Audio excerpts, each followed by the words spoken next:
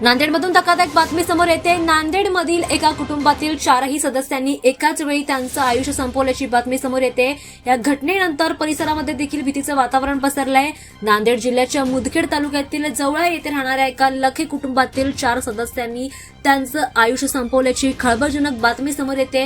या कुटुंबातील 2 मुलांनी धावत्या रेल्वेखाली येऊन उडी घेऊन त्यांचं आयुष्य संपवलंय। त्यानंतर त्यांच्या आईवडिलांनी सुद्धा घरी गळफास घेत त्यांचं आयुष्य संपवल्याची धक्कादायक घटना घडली आहे। या परिसरामध्ये देखील भीतीचं वातावरण पसरलंय। पोलिसांना या घटनेची माहिती मिळताच पोलिसांनी घटनास्थळाचा पंचनामा घेतल्यानंतर या प्रकरणाचा आता शोध घ्यायला सुरुवात केली आहे। या घटनेमागचं अद्याप कोणतंही कारण समोर आलेलं नाहीये, मात्र त्यांचे देह शवविच्छेदनासाठी पाठवण्यात आलेत।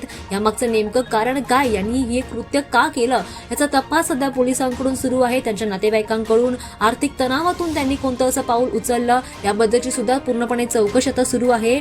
पोलिसांनी या प्रकरणाची चौकशी घेतल्यानंतर कडक कारवाई देखील आता सुरू केलेली आहे। त्यासोबतच या घटनेनंतर परिसरामध्ये मोठं भीतीचं वातावरण पसरलंय। यामागचं अजूनही कोणतंही कारण समोर आलेलं नाही, मात्र कारण समोर आल्यानंतर पोलीस लगेचच यावर तातडीची कारवाई करणार आहेत असं पोलिसांनी सांगितलंय।